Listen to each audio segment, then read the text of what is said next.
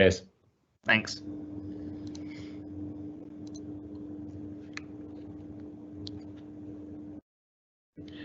Right, so good morning everybody, and thanks for tuning in for our 10:45 session with Michael, who is the Managing Director of ClickView UK. His session today is going to be about the case for video use in education. Before I hand over to him, I would like just to sort of say a little bit about how we use ClickView in our trust at the moment and how helpful it is within sort of our aspect of education. So as a primary academy, and for the most part, having access to ClickView is fantastic. The quality of teaching that is enabled through it, the quality of resources that can be found on ClickView, really help bring the learning to life in the classroom. Through the ability to have questioning, feedback, resources, assessment, get some response from children, is a really helpful tool as an educator to be able to review the learning pattern of a child, how much they've managed to discover from watching a video, have they learned something new, these kind of things. And I'm sure Michael will talk a little bit more about that later. As well as that, the impact it has on teacher workload is phenomenal. Where historically I'd have had to search the internet, trawl through sites perhaps like YouTube and find videos that I'm after and then make sure they're appropriate for children. I am confident using ClickView that the videos are going to be safe, that they're going to have good content, be accurate for children, be suitable for children. And so sharing them in the classroom is then really simple and easy. As well as that, I'm confident that the videos aren't going to disappear. The ClickView backlog is sort of ever growing and growing and growing, as well as having lots of different educational short videos on there. You can find lots of sort of recorded live television as well. So actually, even if I wanted to find and use an element of horrible histories, for instance, I could snip that down. I could use that in my class session through ClickView as an app. So for me, as an educator within a primary school, ClickView is a resource that is something not to be missed. It's something that is almost integral when we're using it every day now. We use OneNote, we use Teams, and ClickView is now able to embed into both of these, only sort of furthering that fluidity of our learning. I'm not going to talk too much here at the beginning, and I think I'm talking a little bit later, sharing with everybody how questions can be added within a video.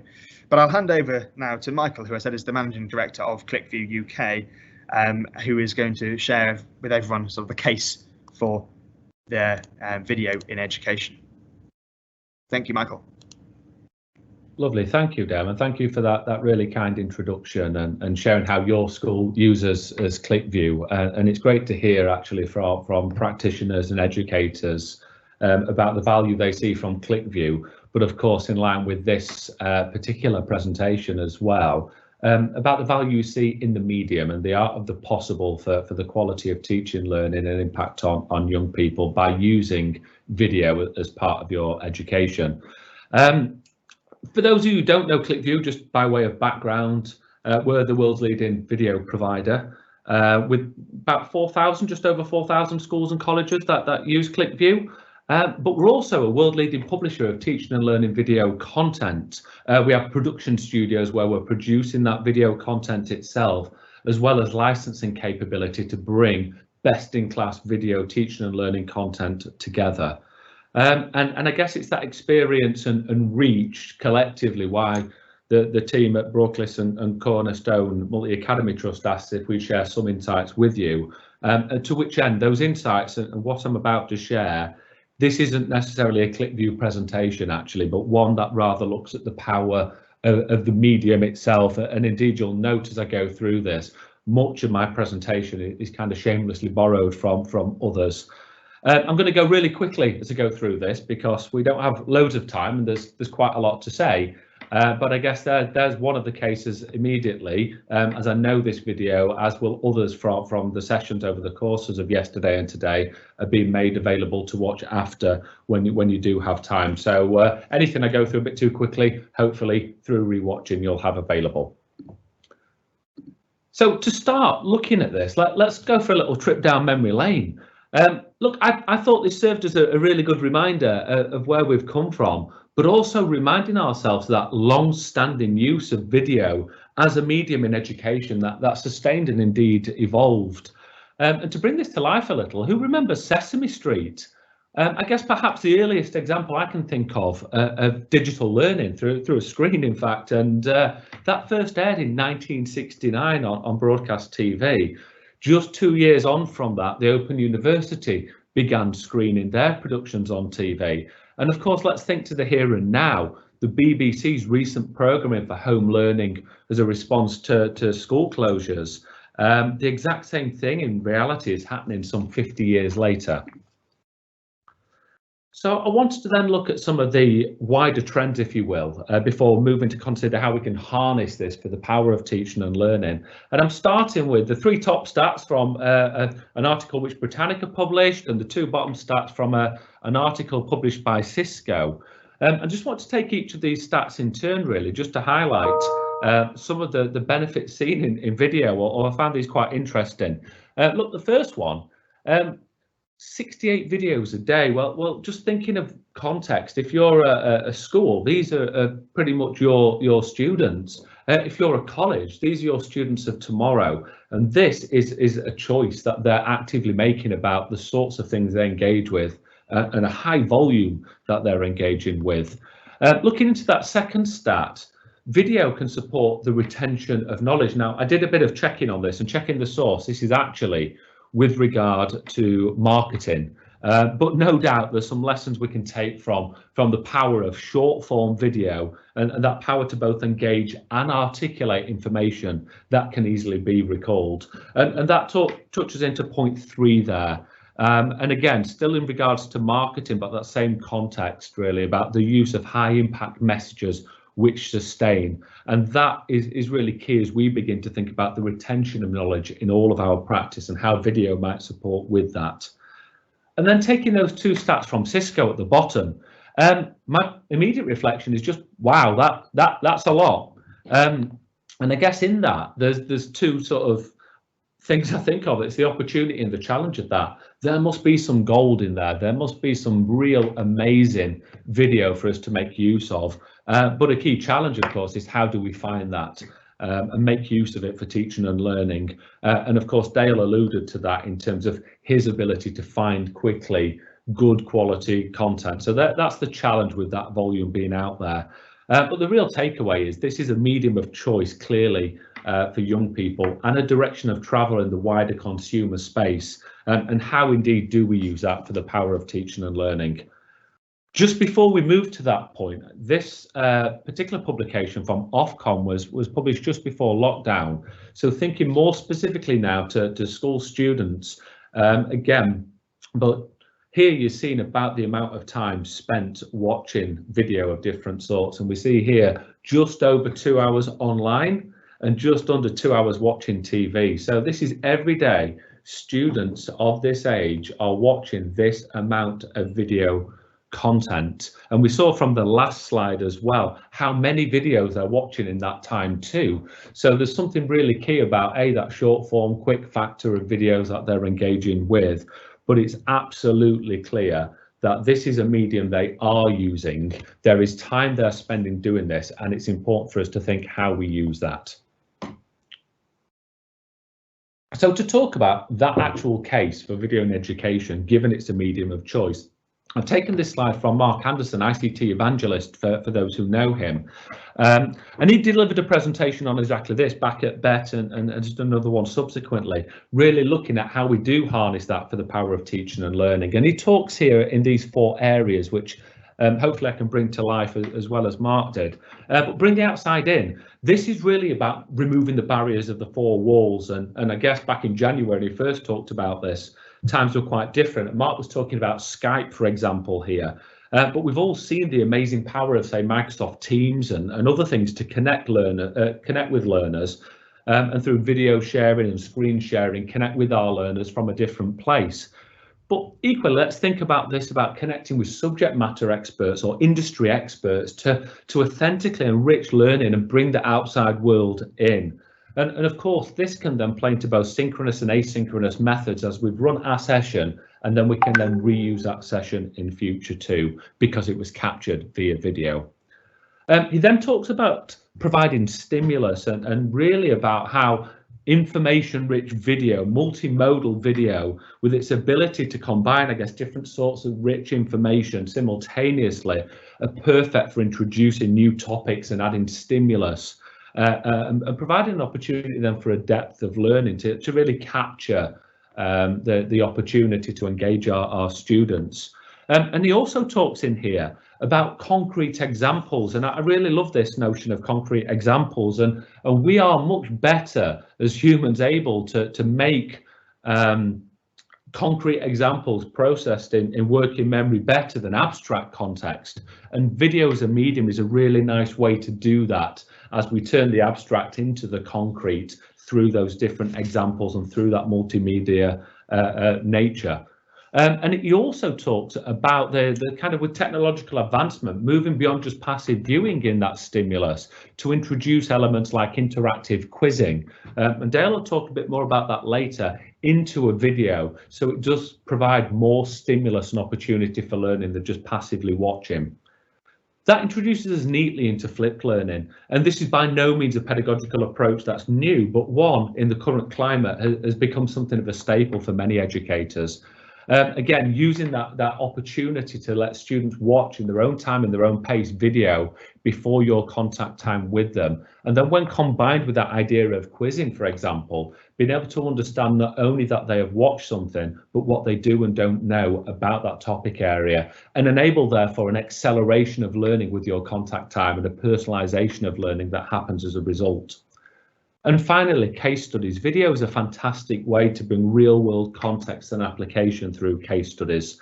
And it can really help transport learners in a way we might not sensibly able to achieve in other ways. And to just give an example from ClickView, we produced a series on corporate social responsibility for business studies, and we did that filming together with Marks and Spencer, and that really helped us to use a case study of that organisation to really bring that subject matter to life, and in a way that learners would be able to connect sensibly with it.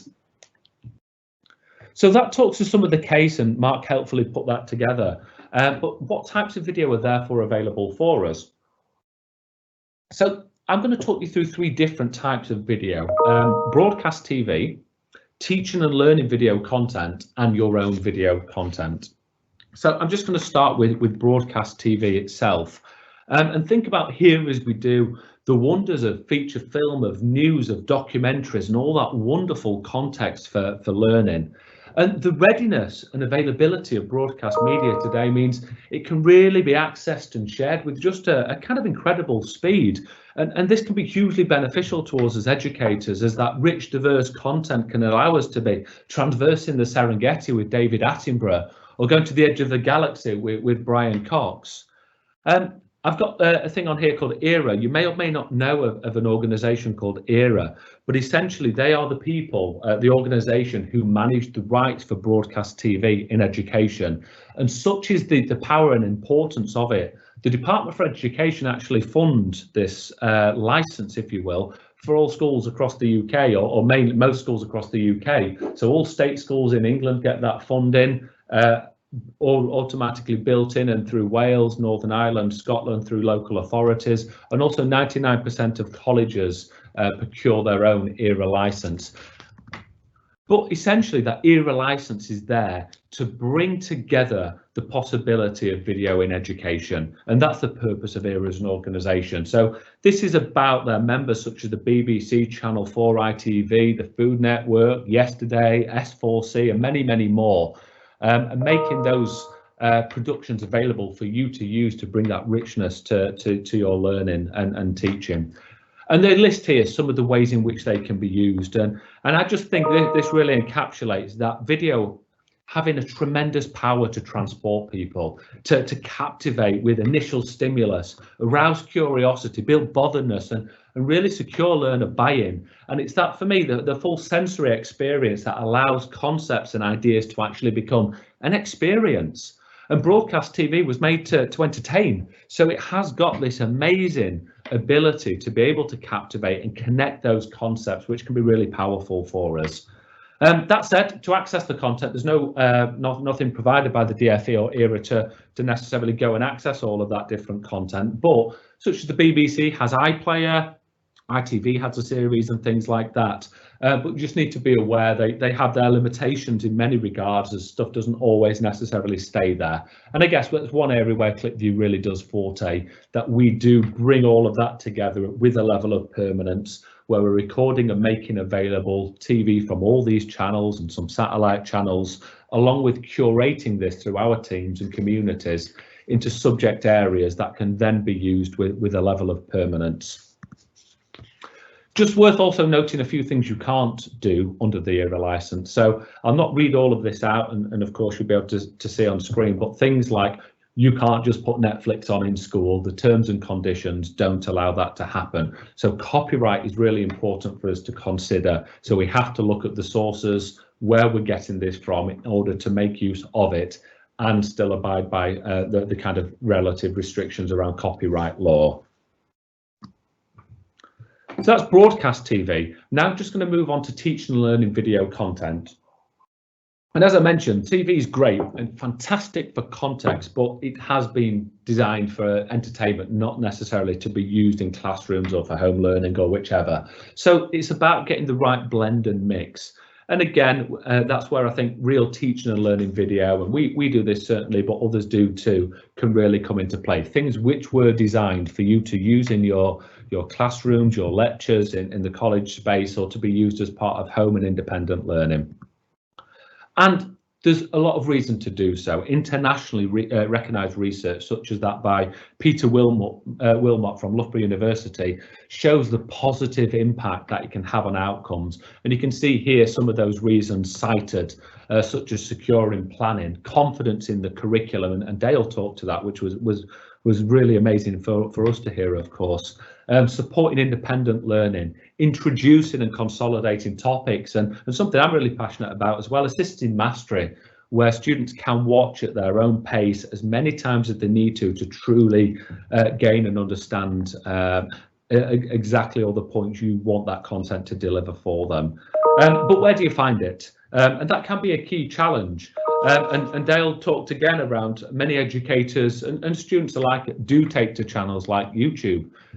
YouTube has some amazing content. So, putting that out there, we're not saying don't use YouTube, but there are some challenges, that the volume, and we talked to that earlier, draining time to find that content, because there's thousands of results that'll be shown, but they may or may not be there tomorrow, may or may not be cleared for copyright.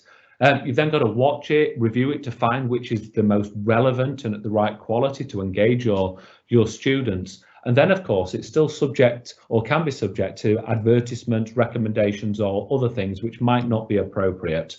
So not saying don't use it, just in terms of your go-to content, we'd urge you, of course, to take a look at authoritative content. And there are many places and spaces in which you'll be able to find that. And it's something ClipView does really well through our production studios, through our licensing. And it's some of the content which of course Dale alluded to, which Broadcliff and across all the schools in Cornerstone Multi Academy Trust actually rely on in terms of their teaching and learning. Just to give you a flavour of what that might look like, yes, I'm using ClipView content here, but others will have content too. But hopefully this will give you a flavour of the sorts of areas that you might find that content for. So I've got one from English here. Could be English, math, the sciences, whichever, but core subjects. Really great in terms of introducing new topics or adding depth to learning to be used in the classroom or for students to independently access. And as mentioned earlier, let's think about mastery. So this is about sentence structure, or let's say it was in maths and happened to be about an equation. I can watch the technicality of that as it plays through as many times as I need to really make sure I've understood the key points. Equally, in here, what you'll be able to see, it's in a courtroom.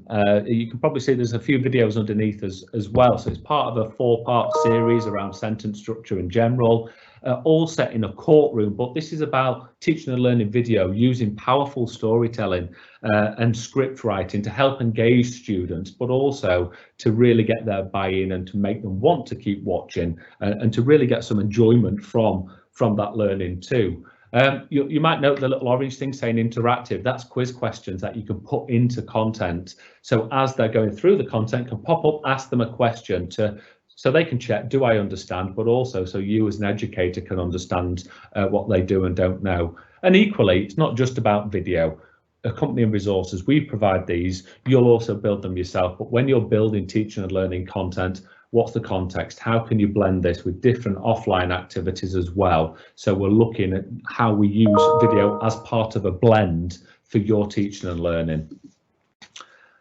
Just quickly through some other areas, I've put an example from religious studies here. It could be, for example, any of the humanities, where you can really enrich, and case studies really come to mind here. Concrete examples, transporting pupils in ways you might not be able to. I think these examples here in terms of religious studies really do showcase the access you can actually get to places to really bring to life your teaching. In ways that without visiting physically you might not ordinarily be able to do, and video is a fantastic way of doing that.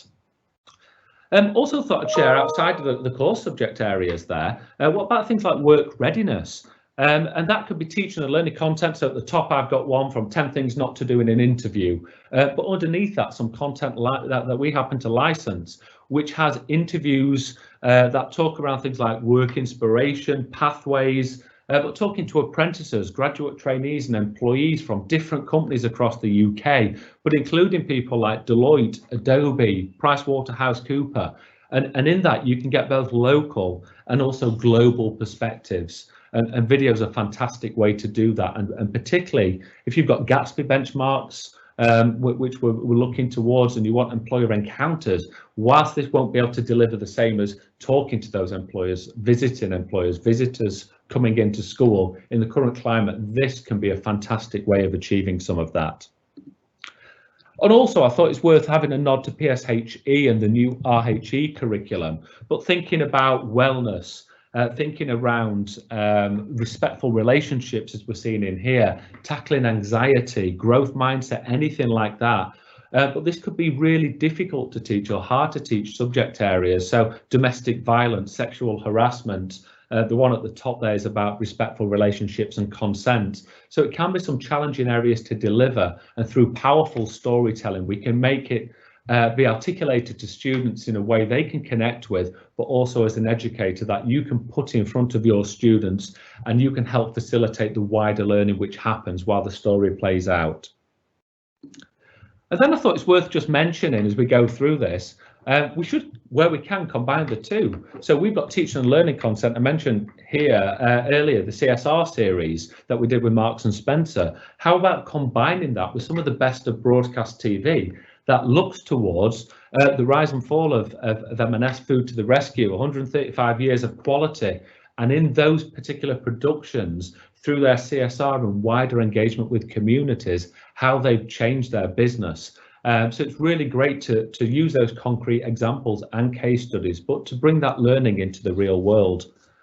And that can also happen not just with those documentaries or films and our content. This is about you being able to make use of all these different sorts of broadcast and teaching and learning videos together. So here I've got an example around anxiety and social media, where you can use these to blend your teaching. Social Media Me, the teaching around digital citizenship, cyberbullying as a series designed for the classroom, but then bringing that to life, and the unfortunate news at the time of Caroline Flack, and actually seeing played out the negative implications of not really considering deeply digital citizenship and the reality of that situation.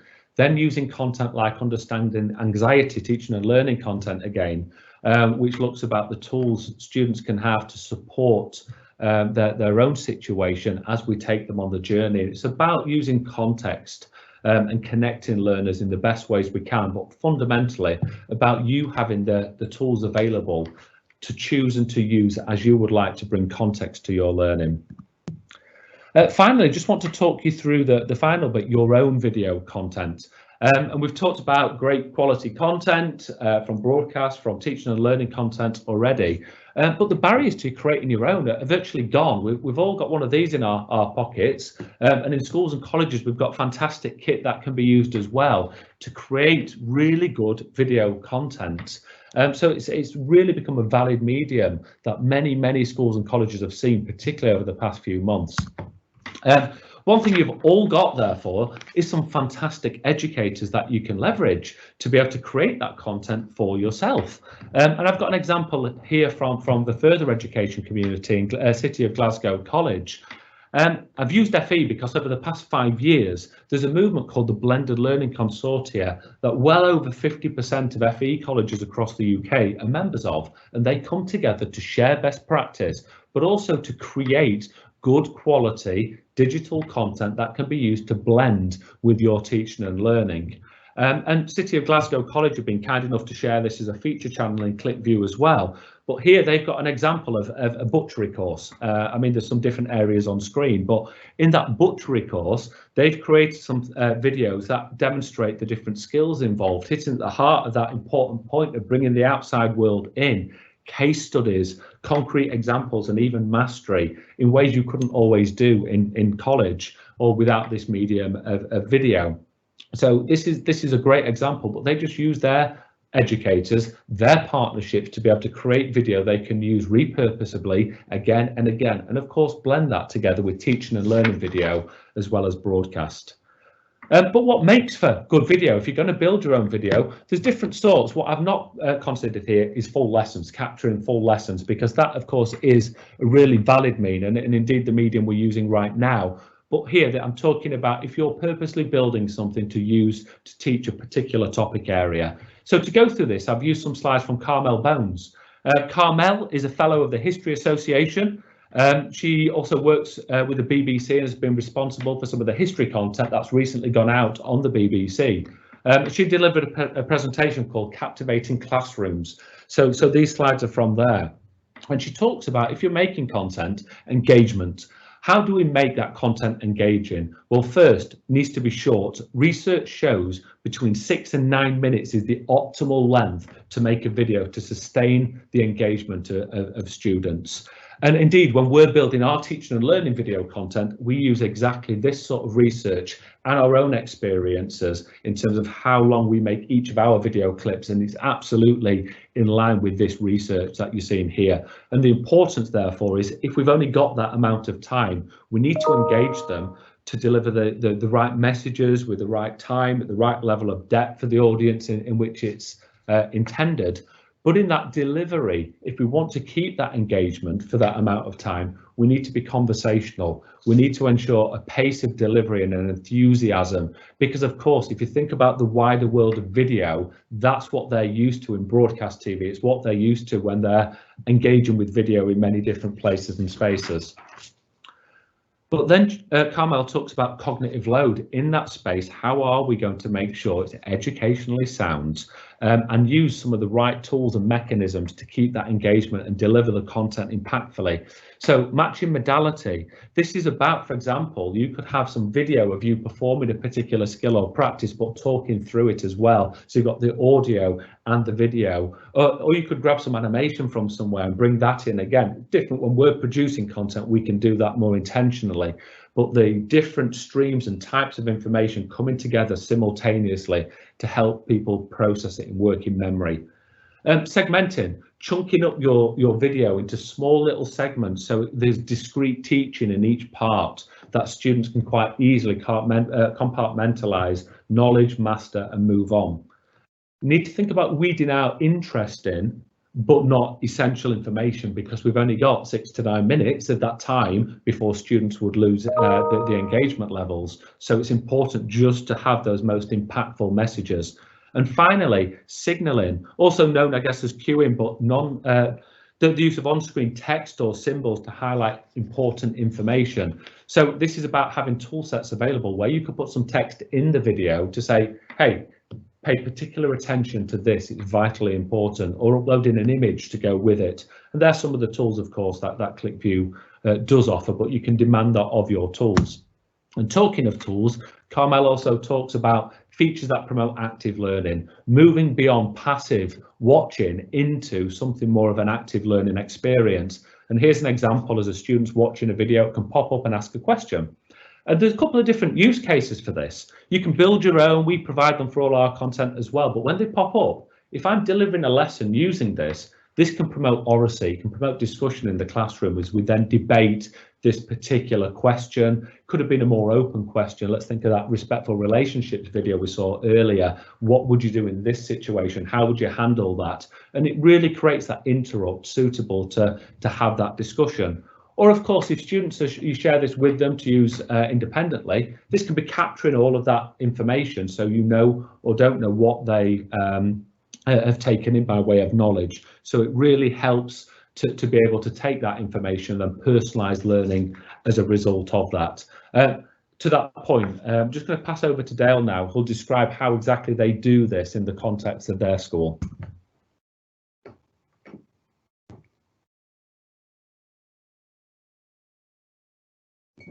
There we go, I am here. So hopefully we can now start to see my screen. That's what I'm after.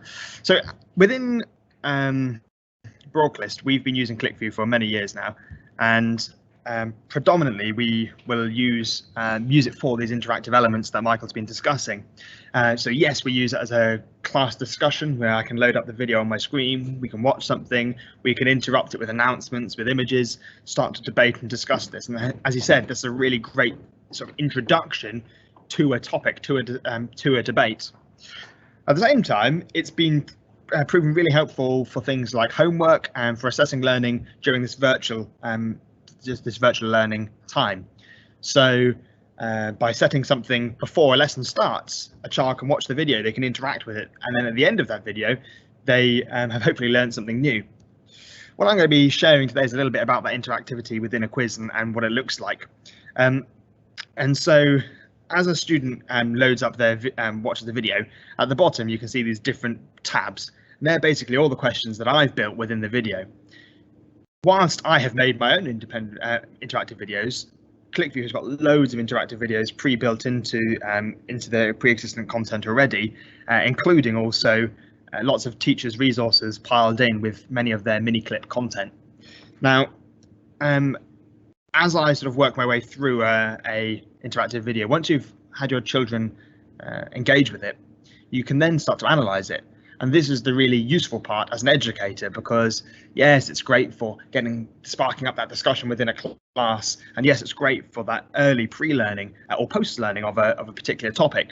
But to actually prove or disprove the amount that a child has learned and the amount of attempts they've had to create a video, and when they're even choosing to interact with it, is really helpful, really useful.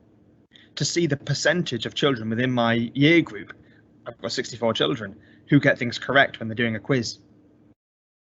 Which thing do I maybe need to recover again?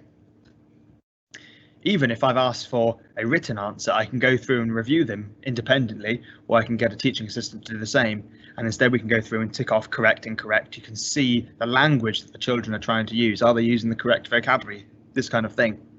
So it does create a really great reviewing process for me as a teacher. I thought I'd quickly just go through a bit of a demo about how to create these interactive videos and the simplicity of them. So on ClickView, you can go to the libraries and you can access thousands of videos with lots of different aspects from all over the curriculum. Now, when you're watching a video, at the bottom there's a little tab called interactive videos that you can see on my screen, and a little space that says create an interactive video. If there are already interactive videos for it, they appear there already. Now, ClickView has their own interactive videos, but as an educator and a user of ClickView, I can make my own interactive video and make it public for everyone else to use. And so within the trust, we share our video content a lot with one another. And so actually we use each other's interactive videos we've created already. Now, when you've chosen to create an interactive video and you're watching it, you can choose to pause at any moment and add in a question. The question can come in loads of different forms. It could be multiple choice, which is really easy for it to self-mark. Short answer, true or false, annotation, image, missing word. Now, a short answer, you've seen that it's something that I would have to go through and correct or incorrect myself. But actually, I find this the most useful tool when analysing video content. An annotation and image is great for that whole class discussion that Michael spoke about, where we can pause the video, we can then start discussing an element of that video, something that's been shown, something that's been shared. In this example here, I've been using a basic hygiene video, and I've just paused it here on a really classy slide about sweat glands. But in there, you can see on this multiple choice question, you can type the question in, you can write as many answers as you like, and you can select which answer is going to be correct, so it self-marks itself. Once you've completed the video, you give the interactive quiz a name of its own, and you can add a description if it needs to help for other people to be able to identify what you've created this interactive video for. Additionally, at the bottom, we can see that it's got my multiple choice question I've created. If I've made loads of questions, they all appear in there. So actually, we can get a real quick review process to make sure you've included the types of question you wanted to include, and that they're all dropping at the right point of the video. Finally, we've got the sort of confirmation screen where you are where you're given the option to share with your students, and also at that point share with other educators. You can choose to share with other educators outside of your trust as well, and you can share with it publicly on ClickView. You can preview what the children will be witnessing on their screens, and you can also then view it within a workspace. ClickView videos I found, before I hand over back to Michael, I found are really helpful and useful in terms of embedding within OneNote, embedding within Teams as a way of getting children to interact with this video content. That is all from me, and I'll head back over to Michael now, who's going to share with you these last few thoughts. Thank you, Dale. Thank you for passing back. Look, it's great to see how all of that content is brought to life through interactives. And obviously we were talking there just before around creation of your own video content. So I just wanted to kind of conclude on the point of your own video content by saying you're not alone in this. So City of Glasgow, they shared their video content. The BLC do that across their networks. You will have networks available to you who are already creating content whom you could collaborate with. And I'd urge everybody to do that, because you don't all want to be creating the same things. As a community, we're able to better mobilise to be able to help one another and to share such content. I've got a few screenshots from here as well. On the CPD side of that, Broadclists and Cornerstones have done exactly that. They have created a series of videos to share with other educators, and this has also been made available as a feature channel in ClickView as well. So from the CPD side of things, how do we embed and integrate new digital technology? And of course, across your networks, there'll be much more than that. So do look towards who you can work and collaborate with. Obviously, look towards teaching and learning content which already exists. And then your time investment is around the gaps, or giving really deep local context for your communities, for your students. So thank you, everybody, for your attention. I guess we'll move to the Q&A, but I hope that's been useful in terms of those different sorts of video, why video, and hopefully allows you to have an exploration of, should I be doing more with video, or confirming what I'm doing is absolutely fantastic as well. Super, thanks, Michael. And the first question in here is around ClickView and the ability to embed it within Microsoft Stream. Cool. Great example is exactly the school who are hosting us today. So they use Stream. The way ClickView gets used, it embeds fully in Teams. Stream is that broadcast capability. ClickView's video content doesn't naturally just push out as part of that as a stream. But whilst you're doing a stream, you could load up as part of the screen share a ClickView video in that. So Cornerstones and Broadcast, they use both simultaneously. They share the video content through Teams when it's a ClickView video. They record video to be pre-used, put questions in it, push that through Teams. But Stream is when it's a live lesson or a live session being taught, and it's just part of the screen share. Thank you. I've answered a question on here already around the simplicity of making a video interactive, but I've also had a question around editing videos on ClickView and the simplicity of that. So I didn't know if you wanted to share a few thoughts on that. Yeah, of course. It's all done in the cloud, and it's a very, very simple. We pardon this expression, but call it a bit of the Fisher Price of video editing tools. You can chop bits out, you can just get a bit from the middle. Let's take a piece of broadcast TV, you only want to share 5 minutes. You can really simply just go, bang, just that 5 minutes, please.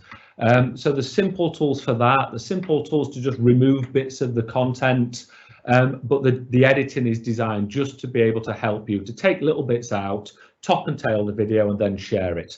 Other video tools, much like your iMovies of this world and things like that, will allow you to do things much deeper and richer in the editing. But the combination of those easy clipping tools plus the interactives, which allow you to put questions in, but also text-based annotations or upload an image to supplement what you're talking around, those tools collectively make it super simple to do the editing that we found appropriate across the schools and colleges that use it. Thank you. There's another question on here, although I believe you've answered it anyway, around the embedding of ClickView videos into Google Classroom. Yeah. Oh, perfect. Yeah, absolutely. Yeah, much like Teams, but Google Classroom is baked into the product. When you click share, you can share the URL, you can get an embed code. So ClickView is designed to work with all your other different systems, but there's even a button on screen, share with Google Classroom. Click, it will use the single sign-ons that we put in place together with your school's existing systems. Or college's existing systems, and if Google Classroom's your tool of choice, it will share just beautifully out there. Thank you. And the last question is around the cost of ClickView within school. Okie dokie. It depends on size of school, but broad brush, just to give a barometer of that, ClickView's £2.75 a student, and essentially depends on the size of the school. There is a minimum, because as part and parcel of that cost, we will come and train your staff. We'll come and work with you to get the right outcome, the right result. So there's no additional costs around hosting, no additional costs around training and support. Ordinarily, we would have come to school and launched with your staff or however you would like that to work. Currently doing that through digital means, but everything's included as part of that to make sure it's delivering value, supporting the quality of teaching and learning in your school, and making sure your educators have the tools available to them to help them to deliver that inspiring curriculum. Super, thank you. That's the last question on here, Michael. I think I'd just like to say thank you for coming and hosting again with us today and sharing with us and everyone that's online how ClickView can be used within the education industry. Fantastic. Thank you very much. And obviously our details there, please feel free to get in touch. But thank you for hosting us, and thank you everyone for your attention. All the very best.